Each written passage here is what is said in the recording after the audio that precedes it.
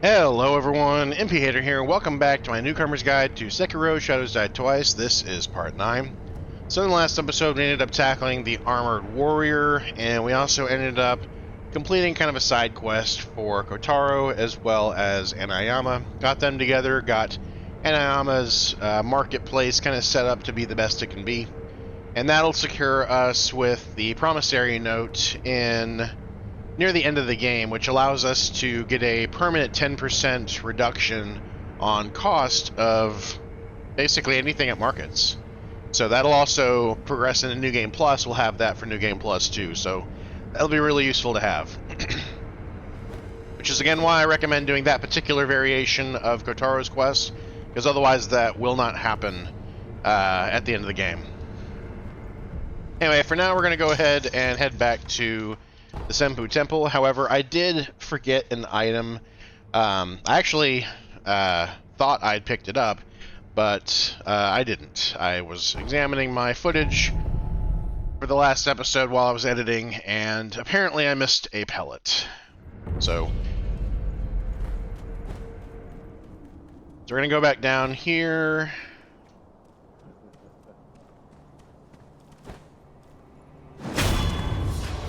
And here's the item that we missed, thankfully. Very close to a save point.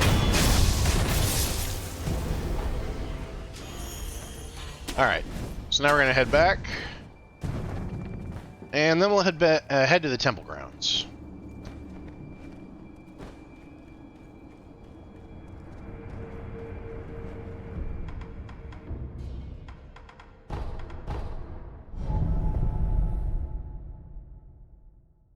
And what we're probably going to do in the temple grounds, by the way, is we do have a mini-boss to fight. This long-arm giraffe thing, or technically I guess it's long-arm Sen'Un. And then we need to get up there. So we're basically going to have to climb the mountain by going around here, and then once we get up there, we have the folding monkeys puzzle. So, which is basically a boss in and of itself. So we're going to do that. We're going to grab a ceramic shard. This next area has a whole bunch of dogs and enemies that respond well to shurikens, so we're going to go ahead and use shurikens for this section. So, kill these dogs, it'll probably get the attention of another one. And then the last one is usually still hanging out over there. Okay. So we got that one, and then we're going to come around here. There's two more dogs over here.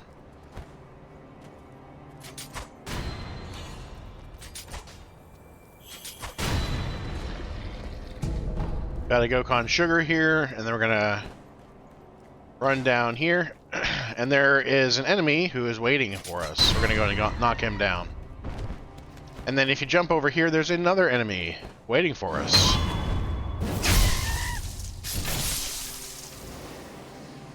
Go ahead and grab the pellet that's over here, and then we're gonna try to be quiet about this and kill these enemies from afar.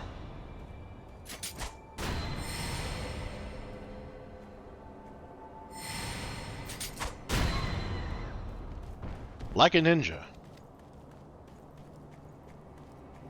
And then we're going to climb up this, because there's one of these Kotaro-like enemies, Taro Troop guys.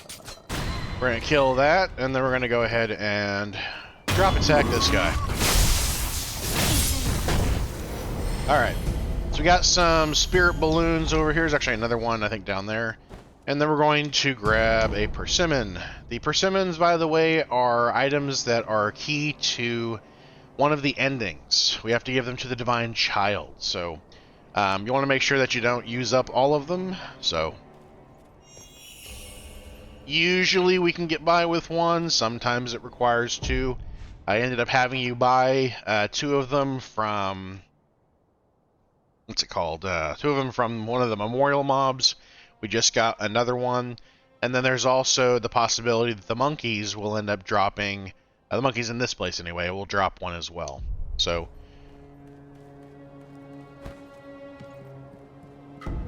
got a heavy coin purse. And then this is another one of these Mibu Balloons of Spirit. So now we're going to go ahead and head back up.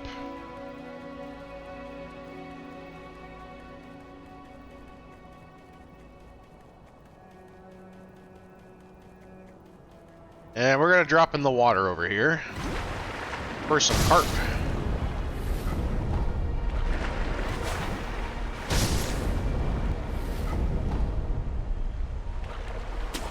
So next we're going to climb up here. And we can basically stealth-kill all of these enemies here. So just be silent about it.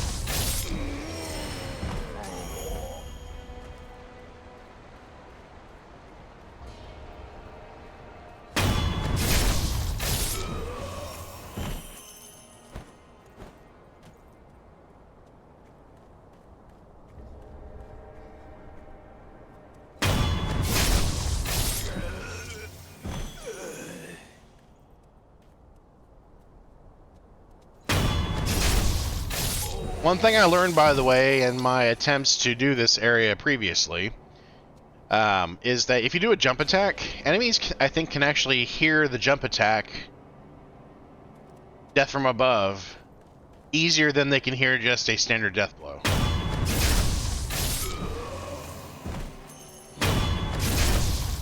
Alright, so that's all the enemies that are out here. We're going to go ahead and drop down here. And you might recognize this area. This is where the we shot the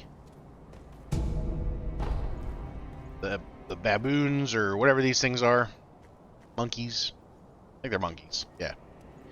And then this overlooks the area that we were just in.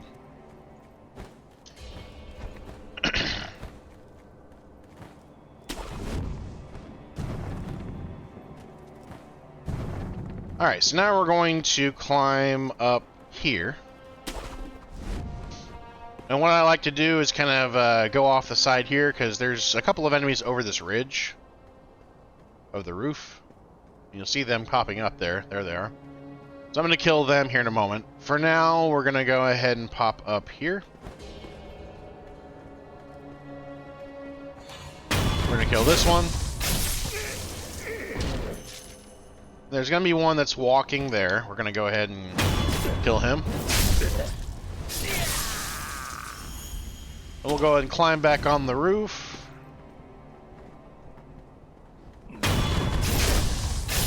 Kill him.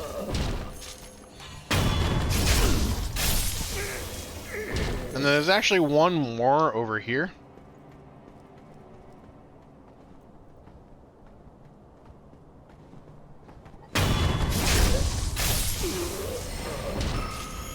Then we'll go ahead and drop down. There's a coin purse right here. We'll grab that.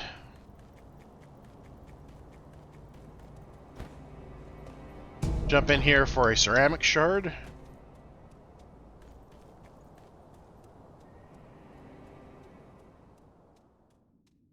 And then we're going to try to stealth kill all these enemies.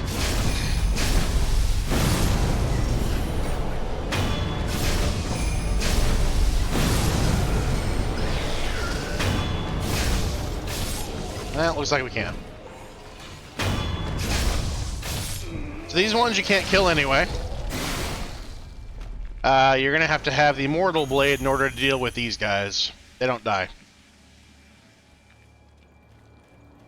And then we're going to head out here. And before we head up, we're actually going to drop down here. So I prefer dealing with this mini-boss now, as opposed to later. What I'm going to do first is I'm going to kill all of these guys that I can.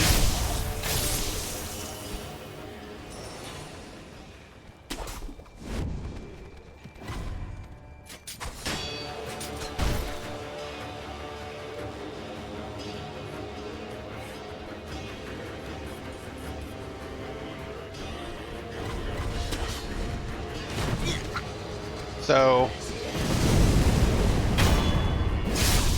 I want to stealth blow that guy if I can. There we go. And then I'm going to climb back up, because I do not want to fight that yet. So we have burn on us right now. We can go ahead and make use of the withered gourd.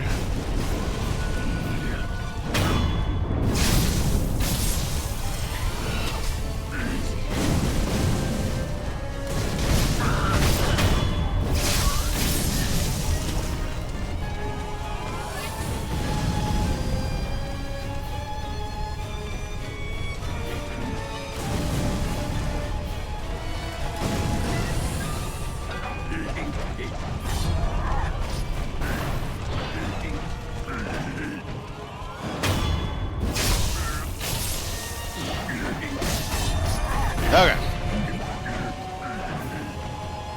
So let's talk about what we can do about this guy. So first things first, this is not the last time we're going to fight one of these things. So I would recommend... some people have a better time with the loaded umbrella.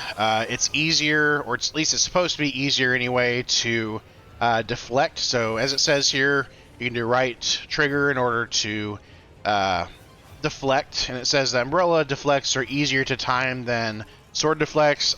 I personally disagree, just because I think that it's easier to deflect with the sword, but some people think that it's easier with this. So you can use that if you want to. You basically want to tap right trigger with this enemy's attacks.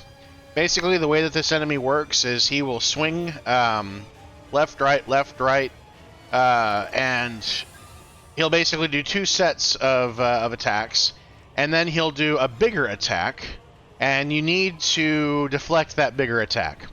If you deflect the bigger attack, he will pretty much always follow up with his perilous attack.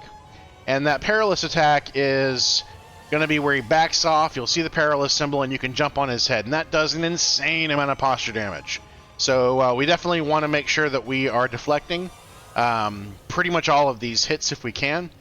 So you can always use the Shinobi Firecrackers if you want. I don't personally think that this is that difficult of a fight, but use the loaded umbrella if you're having trouble.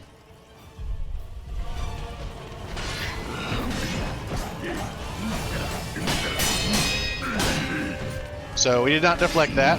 1, 2, 3, 4. 1, 2, 3, 4, 5, and then here he's gonna do the attack. There we go. 1, 2, 3, 4, and he's done. So got another prayer bead from that. So if you left any items in here, go ahead and grab them.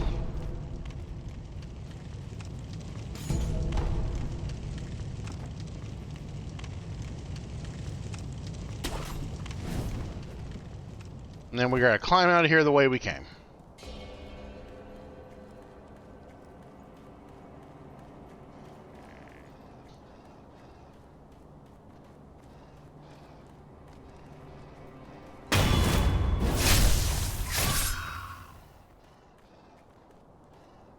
So there are a whole bunch of dogs over here. It's kind of up to you how you want to do this. Usually what I do is I'm going to run in between them, and then I'm going to do a whirlwind / combat art to try to kill them all at once.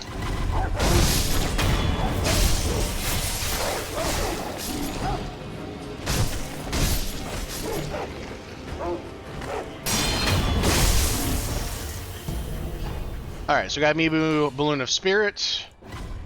Apparently this guy hurt us.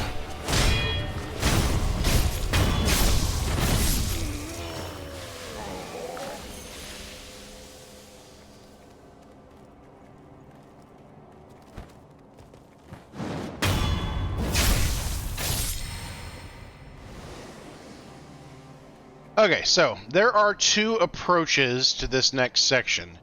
You can either go up here, or I'm going to show you the other one, which is the one that we're going to take.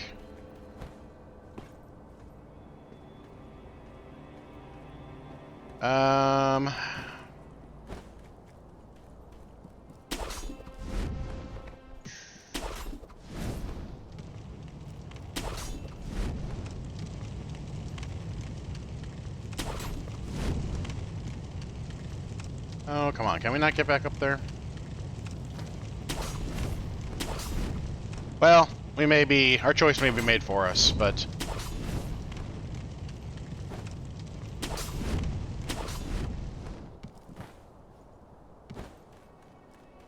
basically, we would want to get back over there. We might be able to still do it. We'll see. So we're going to go ahead and head up.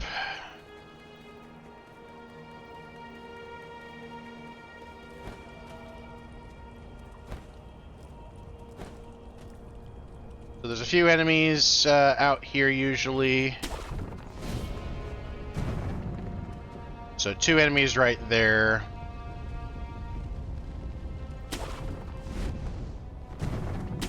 So I'm going to show you the other route. The other route involves coming up over here. So we're back in the little area where the thing was that we couldn't kill.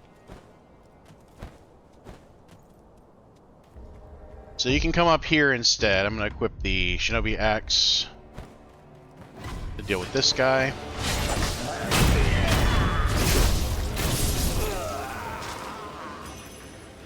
Alright. So what that does is it gives us access to this grapple point.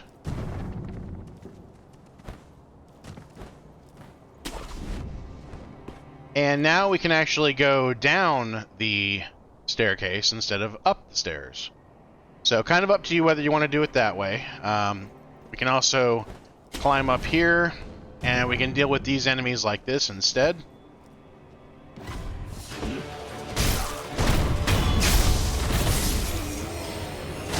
I don't think it's that much easier, but...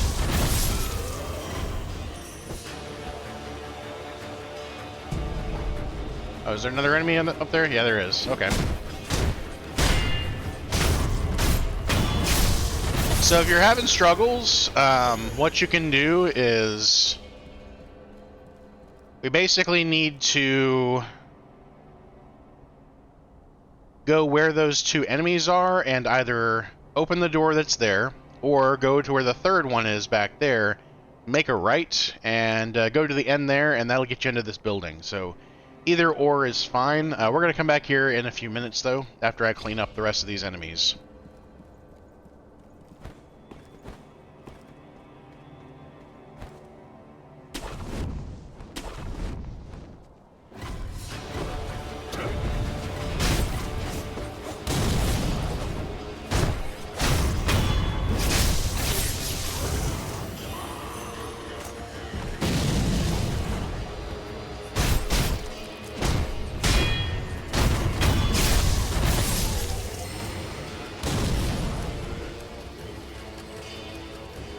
So the main benefit is being able to potentially stealth kill this Taro Troop guy. There's another one right here too.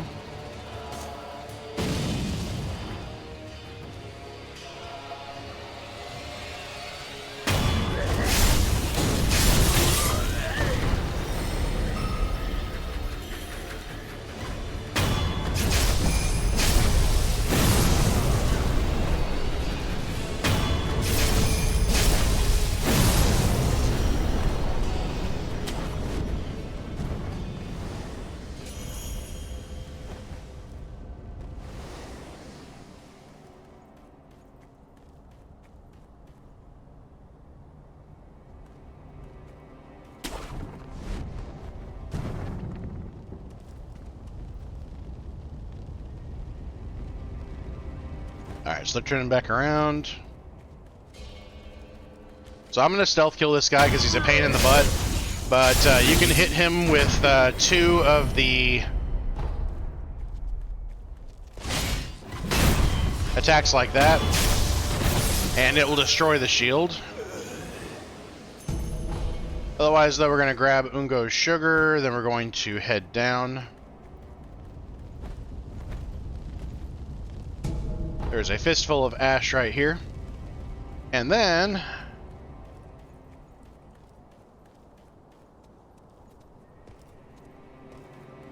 should recognize this area from before.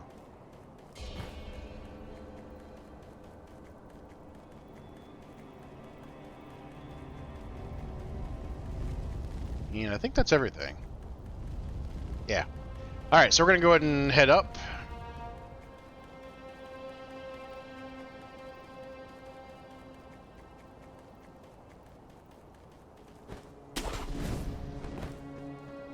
Again, don't forget the item underneath the stairs.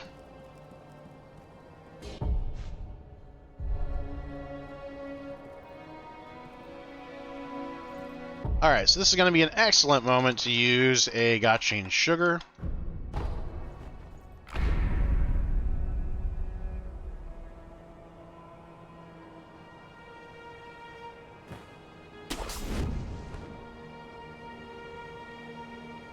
Now, unless you have enough spirit emblems, I would not recommend doing it this way.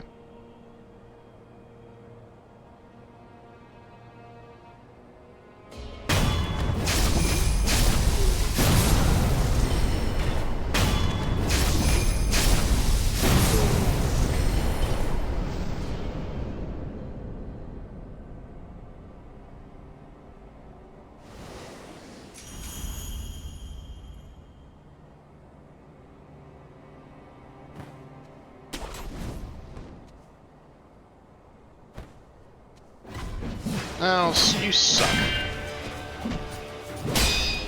Alright, well, we're finally going to get to talk about how to kill these guys.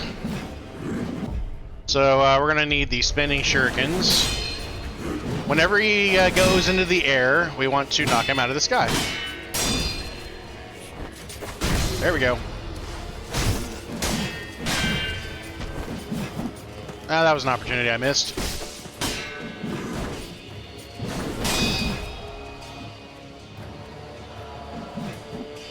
Well, I've only got one left, so better make it good.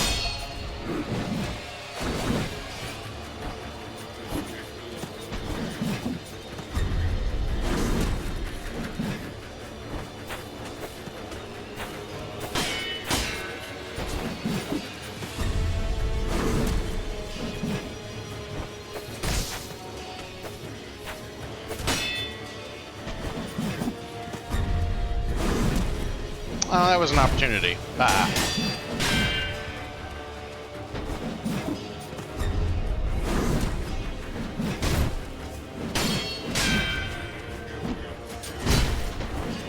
Well, I missed that opportunity.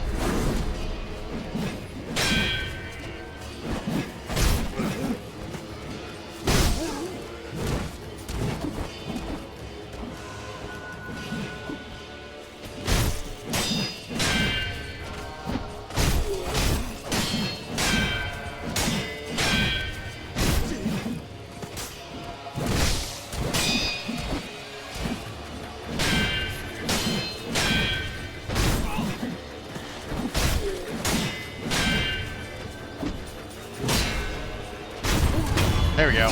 Whenever he does the flips, try to nail him. I really wish I had more of the prosthetic tool stuff. Alright, so this is basically what you want to open.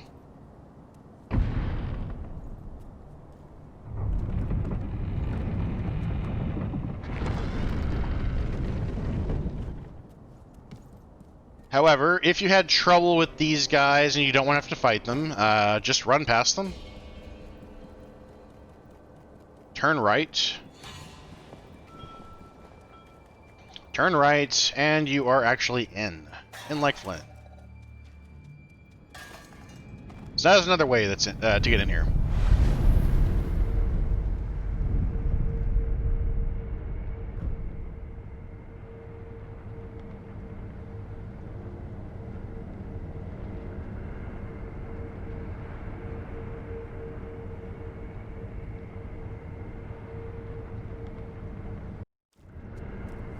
Alrighty, so now we're going to go ahead and rest the idle. We're going to enhance our physical attributes. We're going to acquire some skills. We finally have the number required for the Breath of Life Light. So again, that's going to recover vitality upon performing a successful death blow. And then I'm going to go ahead and rest.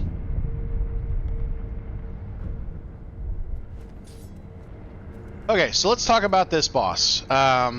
If you inspect this immediately, it'll send you to the boss arena. But if you don't want to have to deal with the quirkiness of this boss, some people get kind of frustrated with this until they figure out the trick. Then feel free to watch this. However, I think this is a really cool boss fight, particularly because it's a puzzle, and as long as you don't get too frustrated about it, it's not that bad. I would give it a try to start off with first. Now, there are two kind of ways to do this boss. I'm going to go ahead and show you the cheese way, which is the fast way first, and then we're going to come back around to look at the other way after we're done. So the cheese way is going to involve us equipping a Gashin Sugar. So we basically want to use the Gashin Sugar, then immediately inspect this, and that'll ensure that we enter this boss arena without alerting any of the monkeys that are here. So there are 4 monkeys that are here. One of them is invisible. They're directly behind us. Another one has a bell, and they will ring the bell, and that will alert the other 2 monkeys. We generally have to stealth kill that one. And he's very fast, so you're not going to be able to simply catch up to him. So The other two monkeys, however, one of them is blind, so there are two areas in the game, in this level that we're about to go to, that you can chase him to, and he'll be blind. And then the other one is basically has a high sense of hearing, and we can overload his sense of hearing either in one area, or we can ring a bell whenever he's in another area. So I'm going to go ahead and pop it, and they will be in their starting positions whenever we begin this, so this will be a very easy fight as long as you know where they already are. So there's the first one. And you might be able to make this happen with only one Gashin sugar. We're going to head over this way, because the other one is at the top of that tower.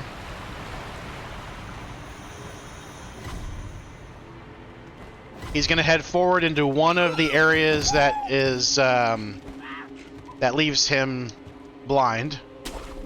So head up here and sneak.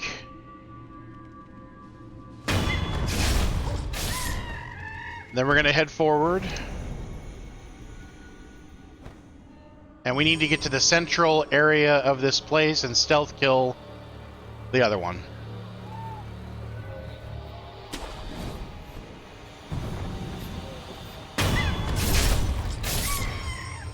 And that is the fast way to kill this boss.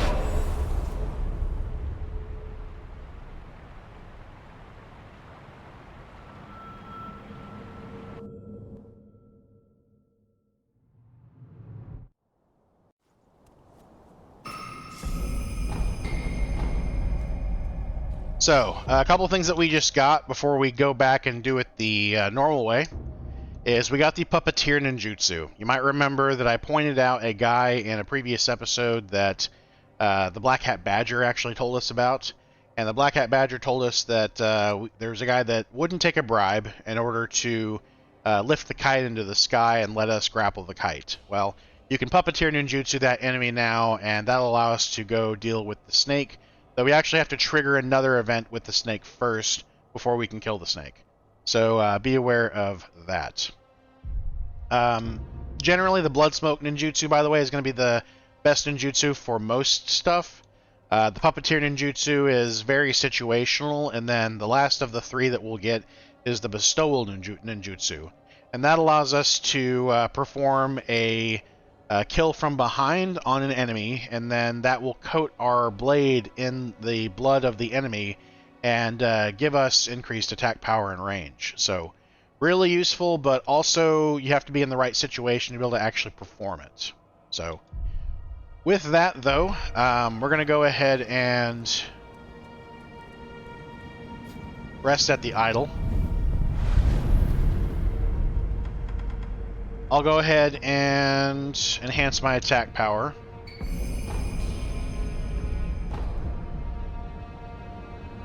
So we're going to go and do a reflection of strength on the folding screen monkeys. And the reason I'm going to do this is because if you die the first time, then you won't have the opportunity to use the Gashin sugar without completely exiting the fight and re-entering it. So I'm going to go ahead and show you the other way to do this, which is kind of the proper way.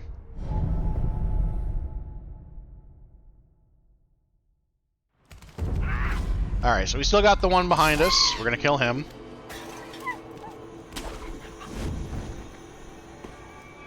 We need to stealth kill this one. So I usually tackle the red one second because he is such a pain.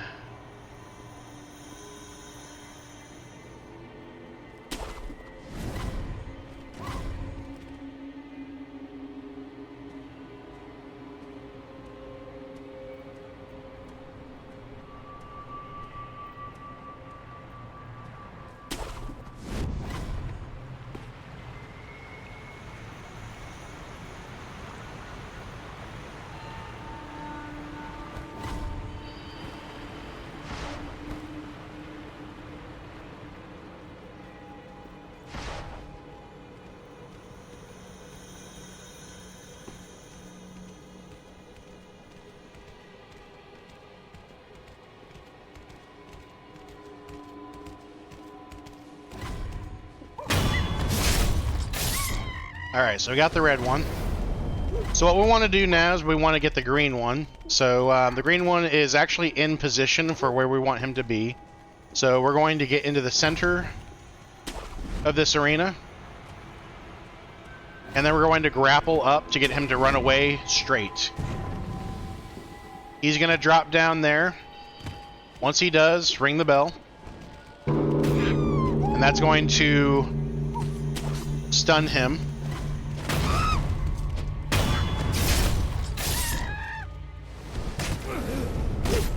These guys, by the way, build up terror, so you want to be really careful with them. And there's the purple one now, so... Ah, you stink.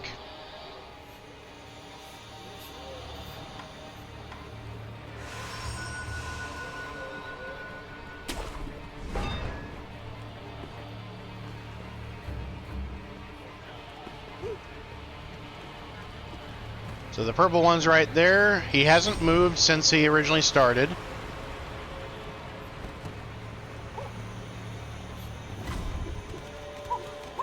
So... Oh, we died of terror. Sweet.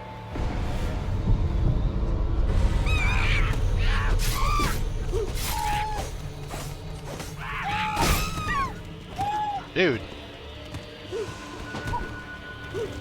God, I hate these monkeys. Alright. So we're going to go ahead and drop into here, and we're actually going to trigger the other way, which requires opening this.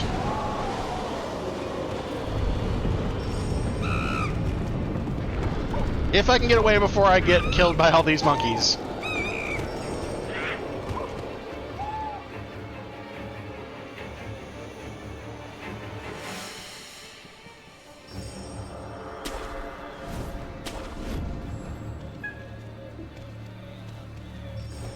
Come on. Man, he is a sitting duck. I feel bad about this. Maybe firecrackers can get him to go away.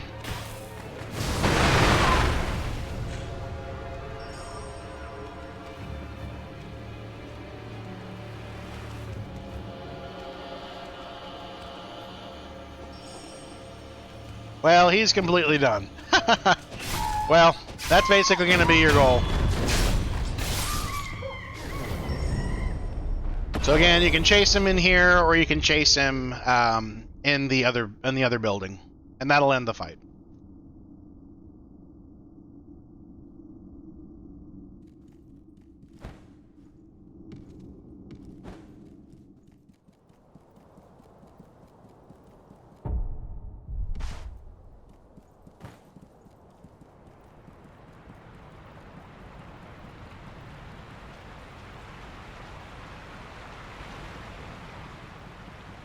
This guy, by the way, will give you some info.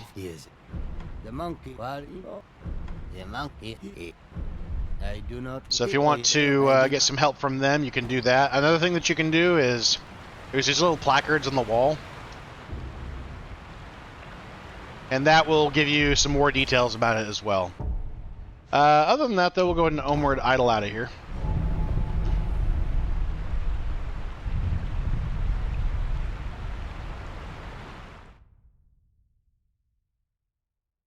So that is the other way to deal with that boss. Otherwise, though, we're going to go ahead and talk to the Divine Child. And she is going to allow us to take, if we can survive it anyway, the Mortal Blade. So, talk to her again. She's going to give us some additional information, as well as some rice. Now she knows your reasoning for taking the Mortal Blade is a good reason. So you can request rice from her periodically. Rice can be used to further the quests with those ladies who are... there are two of them that basically won't tell you more details unless you give them rice. So I don't recommend worrying about that unless this is kind of your first playthrough and you just want to. I'm not going to recommend that you spend it there, but you can basically come back to the Divine Child periodically and request more rice. But if you do it too often, she'll basically say that the rice isn't ready. With that, we're going to go around the back here. And there is an item we can pick up.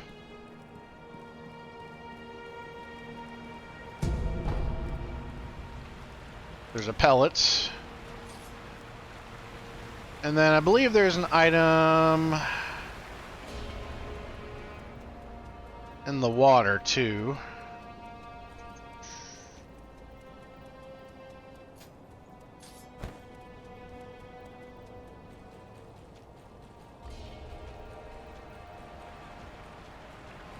I could be misremembering. Yeah, I think I'm misremembering. Oh well.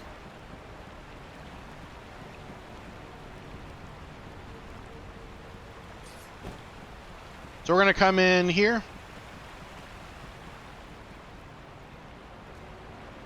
And this is actually going to open up another path back to that little central temple area. Now that we have the Mortal Blade, by the way, we have the Mortal Draw ability. So one of the things that this is really beneficial for is dealing with enemies, several enemies who are far away from you. So I'm going to find one of these guys in isolation. Here's one.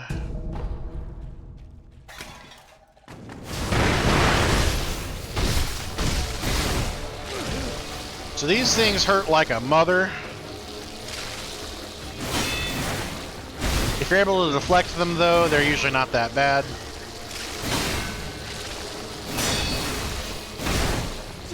Oh, come on.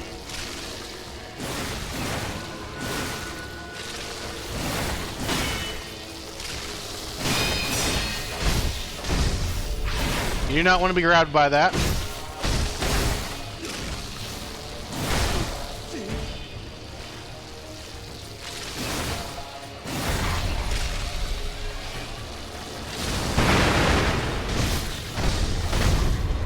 Anyway, once they're ready for a death blow, you give them a normal death blow.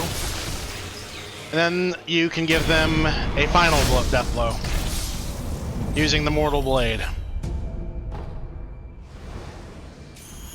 So we get contact medicine for this. Ungo sugar for this. Another thing that we have is the ability to use, again, the Mortal Blade via the Mortal Draw. So that does almost immediate death to them. You still have to give them a death blow, though.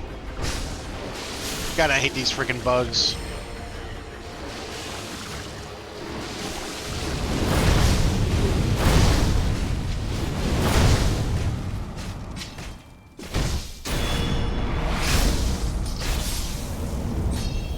So the caveat with the Mortal Draw, though, is that it does take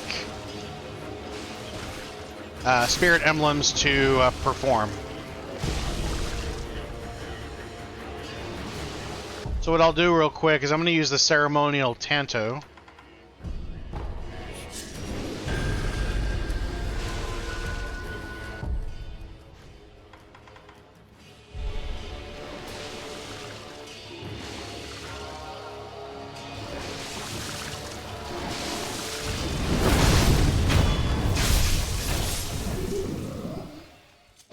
Oops. Again, that allows me to trade some of my life. As you can see, though, it's not really worth, in my opinion, wasting the spirit emblems for dealing with these guys, unless there's an item that you're having struggles getting a hold of. Anyway, let me do a real quick sweep of this area, because there are a couple of items to pick up.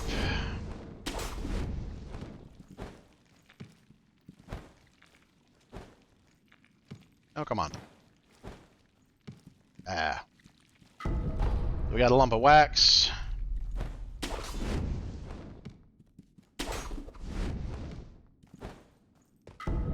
Got another dragon's blood droplet to get here as well.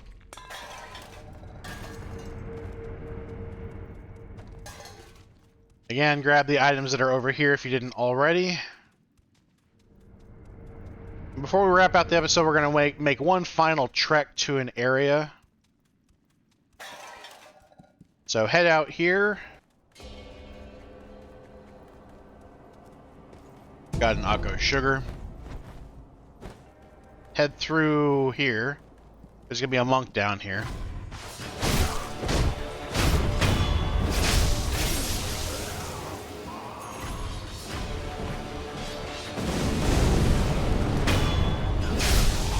So we got some little versions of these guys.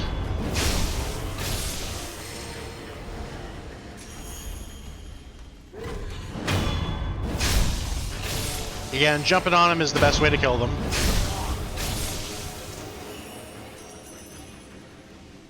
And that is basically a pit. You can jump down there safely, but I'm going to go ahead and head down here first.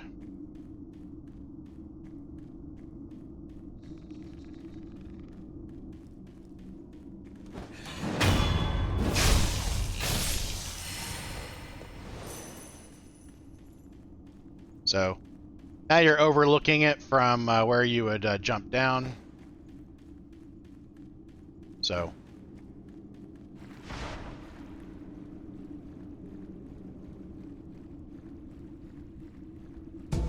come in here for Amiibo Balloon of Spirit.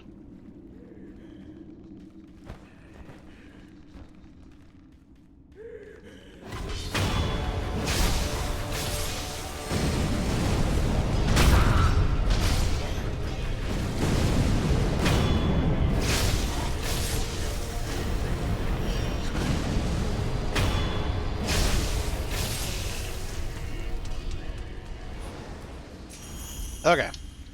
Later, whenever we are trying to claim the items required for getting the other endings, in front of this guy will be an item that we need. It won't drop, though, until we progress the Divine Child's quest. So, but we will be coming back here again later. Hater coming back in hindsight and realizing that I completely missed out on the Sempo arts. So we're going to go ahead and climb up here. Out on the left side, we've got a pellet, some more spirit emblems, and we have a new set of arts, which is the Sempo Esoteric Text Arts. I'll be honest with you, though, I don't use these very often. Basically, they have punches and kicks capabilities, kind of like the Sempo monks use.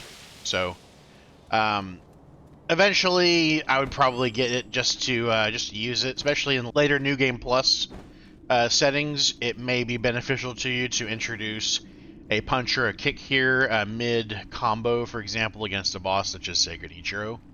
But outside of very specific situations, the abilities specifically on its tree are not that useful.